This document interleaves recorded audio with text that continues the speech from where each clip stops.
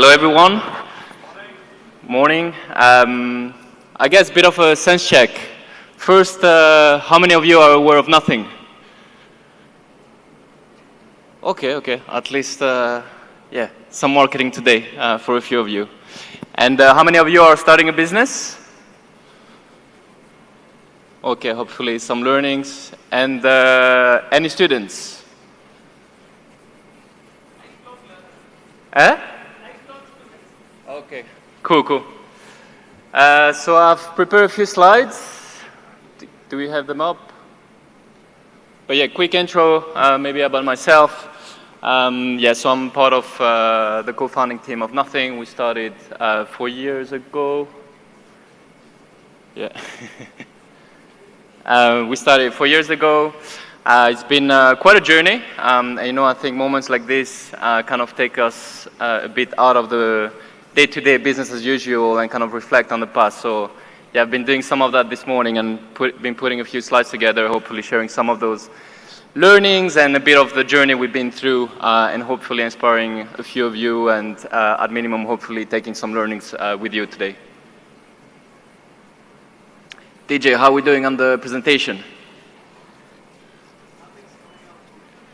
Nothing is coming up. Let's see, you already got it.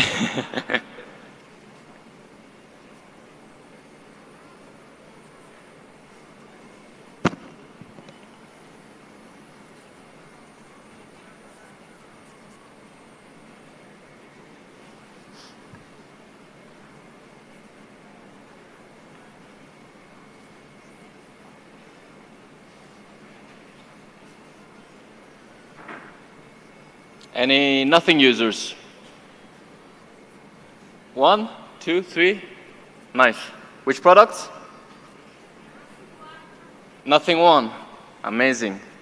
That was a hell of a product to pull off. It was our first smartphone. We launched back in 2022.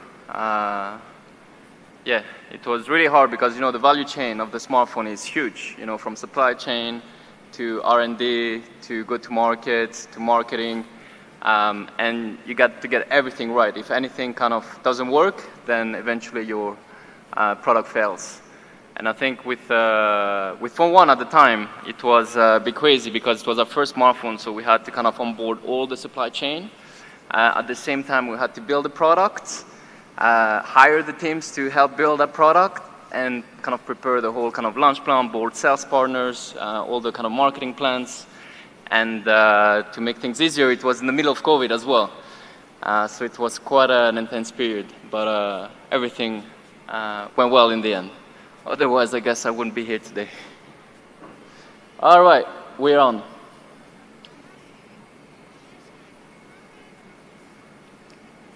Or not.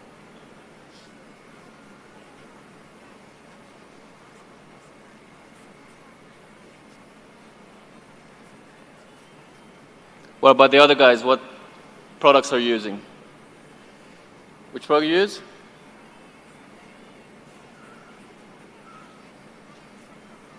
Oh, you didn't raise your head when I asked for just you, yeah? Cool. My man, what product are you using? 2A Plus. Awesome. The latest one. It's getting an upgraded version in 21 days. We're launching the 3A.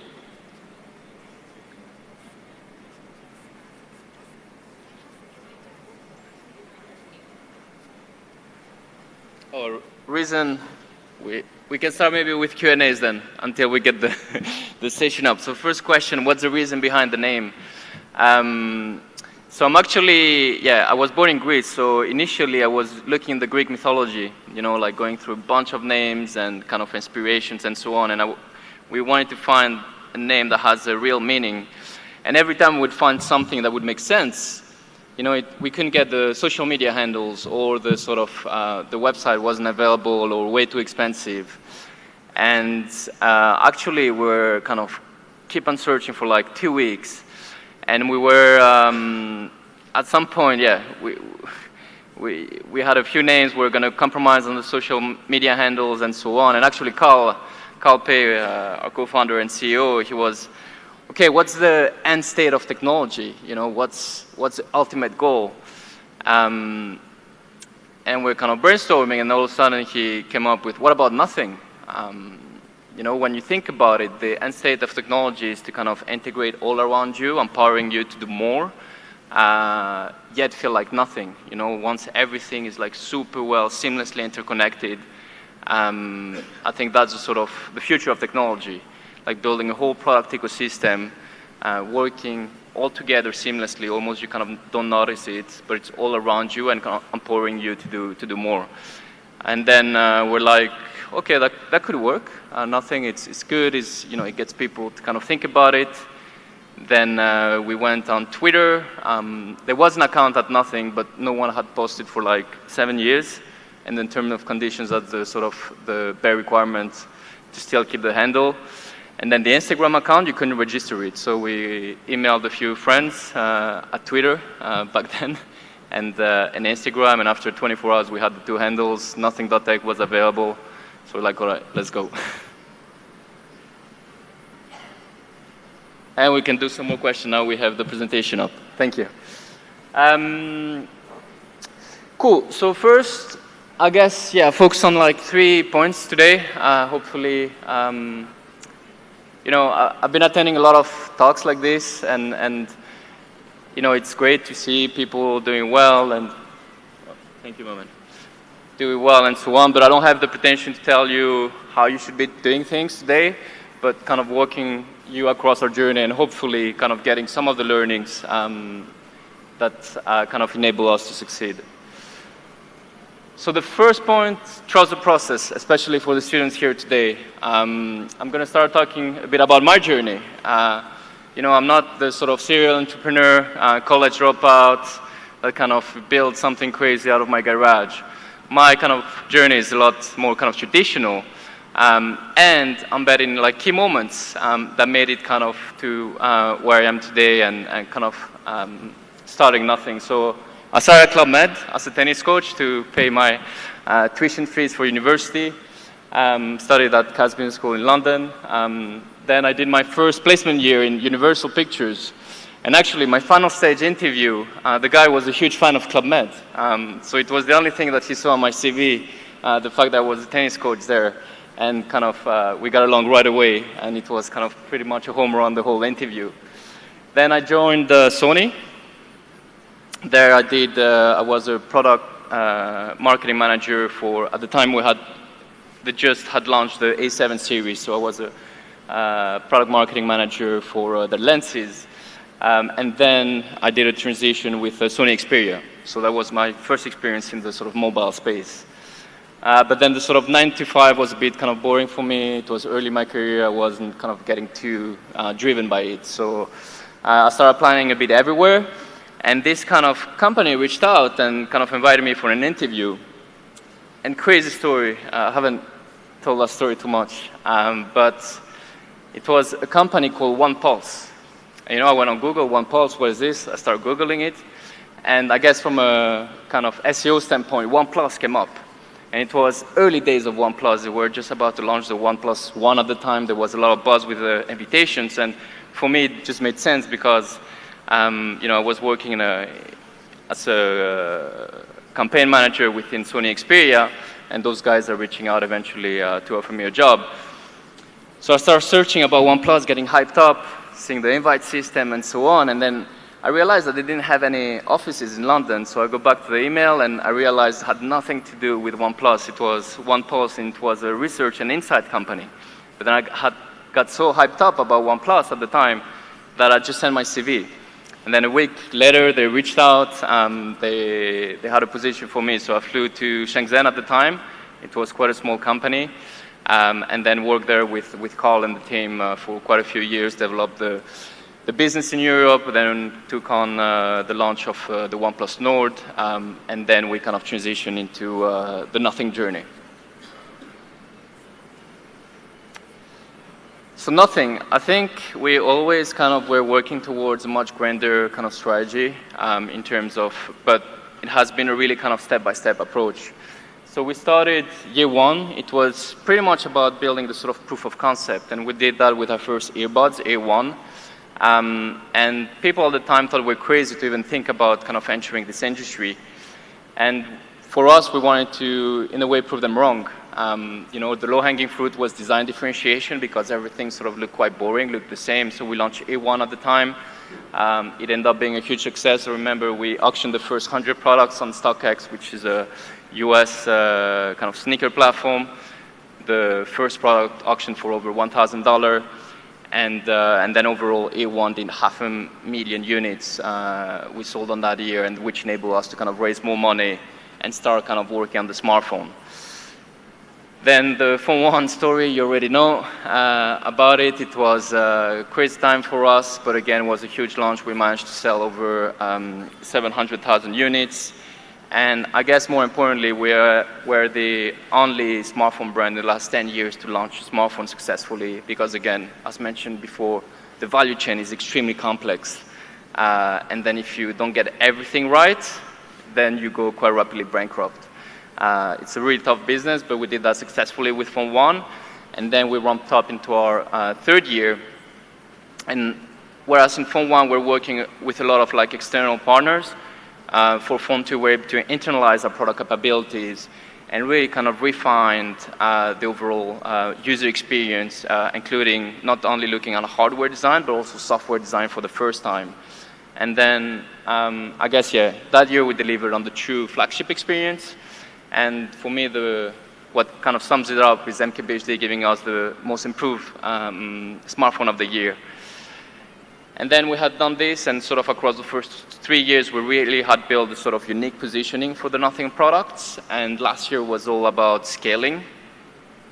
So for us, we kind of start entering different segments and bringing this unique product offering when it comes to Nothing, both from the hardware and software experience.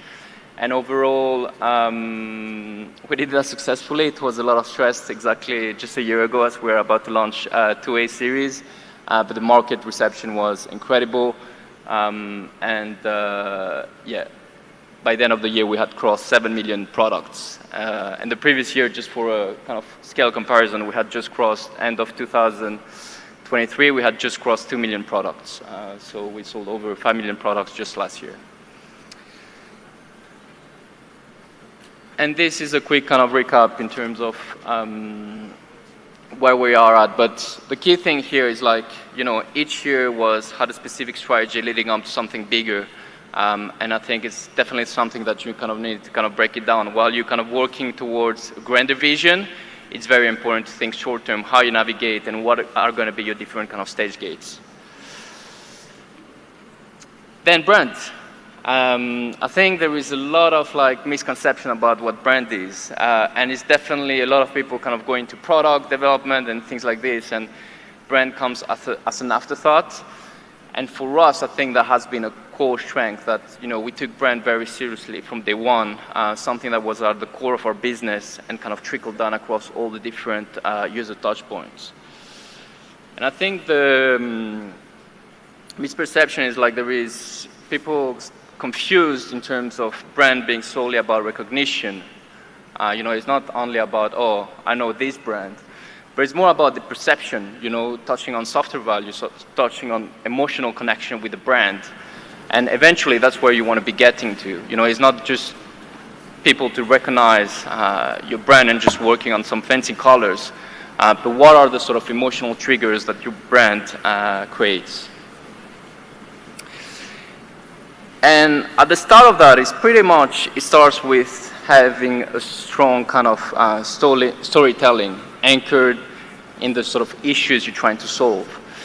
And for us at the time when we got together and started thinking about creating Nothing, was pretty much we were quite bored about the industry. You know, everything kind of looked the same. You know, we weren't tuning in any kind of keynotes. You know, all the products had like small iterations. I think now it's slightly changing with kind of AI coming up, but at the time it was, yeah, not much to look forward to. So for us, this was kind of clear in terms of be aligned with the co-founding team and something we wanted kind of to build towards. And quite rapidly, we had this motion of like bringing back that excitement, you know, that excitement we felt when we saw the first iPhone being launched, you know, interacting with the first iPod, we're kind of chasing that initial feeling that we kind of experienced growing up.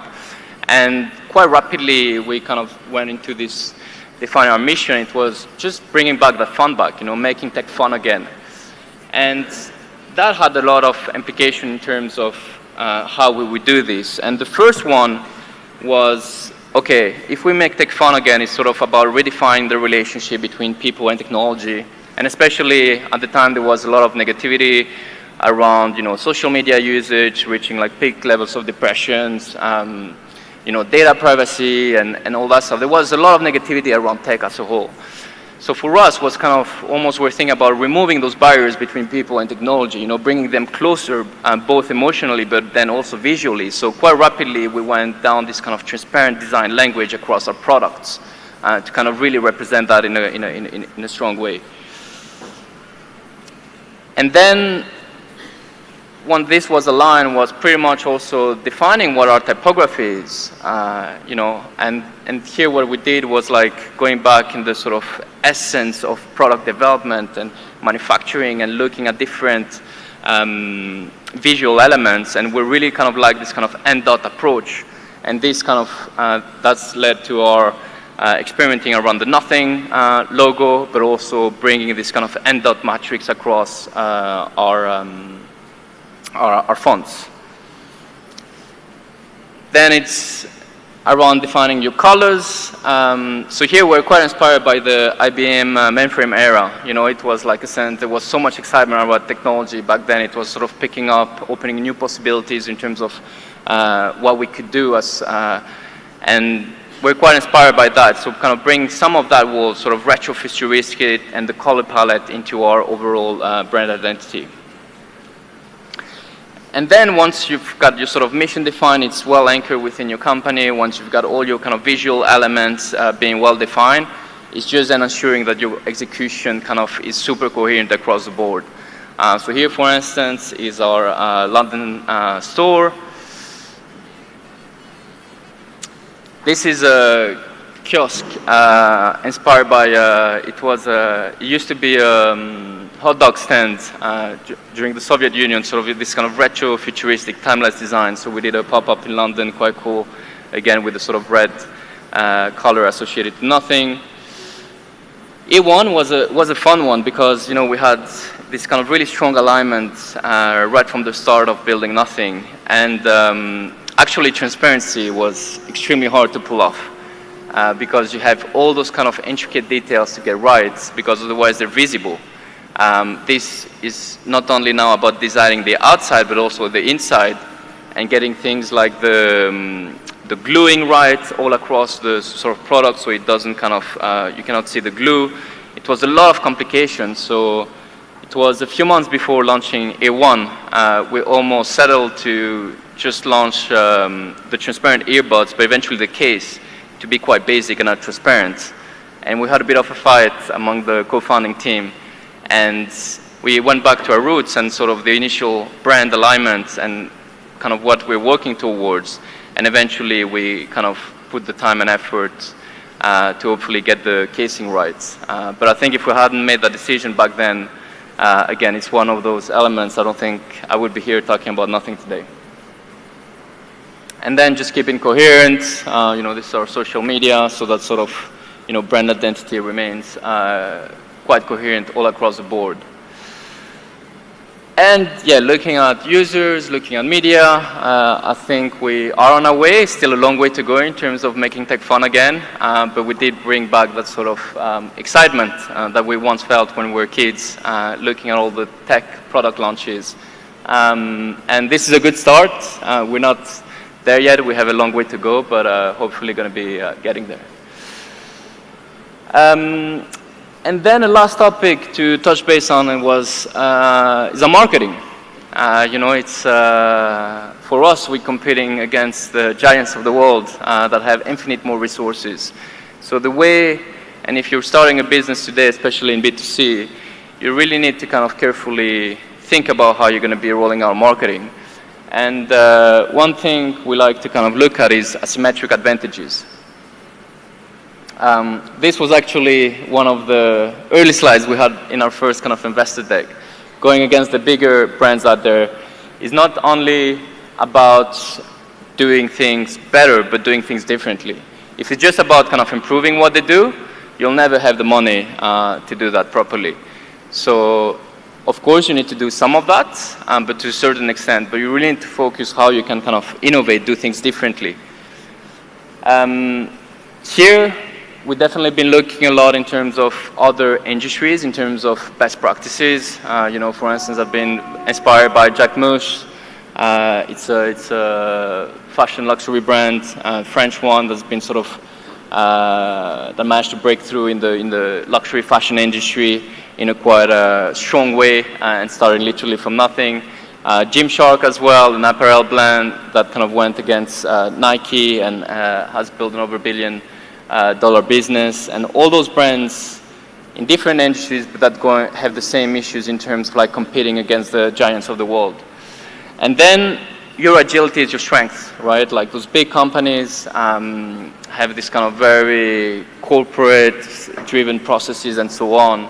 So for us, it's always about kind of being able to test fast, incorporating and improving those strategies, and not sticking to the sort of corporate red tape. Then the low-hanging fruit as well for anyone starting a B2C business is community. Like there is no debate here. The strongest form of marketing, is someone telling you, hey, Akis, I love this product. You should be buying this product if you think of buying a new smartphone. And this is so powerful. The big corporations cannot kind of do that. They don't have the sort of proximity with users. And for us, it has been extremely important ever since we started. And actually, when we kind of start talking about nothing on social media, even without kind of launching a product, we're seeing that excitement across users. So what we did for our Series A, we did a community investment round where we allowed the users to invest in the company, because for us, it was not only about being there, being exciting and cheering for nothing, but we want to give the ability for people to have skin in the game. And then gradually across the year, we've been kind of incorporating more and more those users and sort of blurring the line between users and company. And this year we took, I guess, the most ambitious co-creation project. We did this kind of community edition, which was fully redesigned by our users. So we had different stages, and they came in for hardware, software, for the overall box, as well as for the whole launch marketing campaign, and everything was led by users. And basically, if you look today at our social media, we have by far the highest engagement across the whole industry. And this is a result of us being super engaged with our community, nurturing that, and also getting them super engaged. And as a new business, for you is really your low-hanging fruit and sort of almost your competitive advantage towards those biggest corporations that cannot sustain that proximity with the end users. And the last one, content. Actually, there is another last one. Content, very, very easy. We've been documenting our journey ever since we started. I think especially if you're targeting a younger generation, that value authenticity, that value transparency, that buy into the brand. This is the low-hanging fruit. Everyone can start, taking the smartphone, creating content, put it out there. And again, that's what sort of enable us to build a very strong connection with our audience and get those very high level of engagement. And more importantly, it's pretty much free marketing. As you can see, there's millions and millions of free views. So again, something we've been kind of doing ever since we started and scaling quite aggressively. And in those big corporations, they all have those kind of traditional marketing playbooks, media investment, and all that stuff. But again, I think all the business now you should be looking at Gen Zs, and I have this concept that's basically marketing at the speed of culture. Like we live in such a fast-paced environment. Culture is so fast-moving, and having the ability to be on top of it, to kind of, tap into those moments that all the Gen Zs and kind of they consume a lot of social media and so on, ensuring you have the ability to hug those moments and to kind of build a team that's, have that mindset towards approaching things. Social media is not just about like posting product renders, but really thinking about what's going on in the culture space, what are people talking online, and being able to hack those moments. So here was when Jaguar did their whole kind of rebranding. Our social manager just went on herself actually and kind of twist that into Copy Jaguar. They had the overall campaign, Copy Nothing. And that triggers like millions and millions of impression engagement across social media, a lot of coverage. And having that ability to be on top of trend, not only you're going to be getting a lot of free exposure, but also building that element of like relevance towards the younger generation, which is sort of tuned in day in, day out into the social media. And that's it. So yeah, a few kind of the learnings and some of the key moments across our journey. So yeah, I hope that some of this is inspiring, some of these are learning points for you guys, and yeah, I'll be around for a while. I'm not sure if we want to do a Q&A or should we just wrap it up? Okay, we'll wrap it up. But I'll be around if there are any questions or anything you want to discuss. Thank you.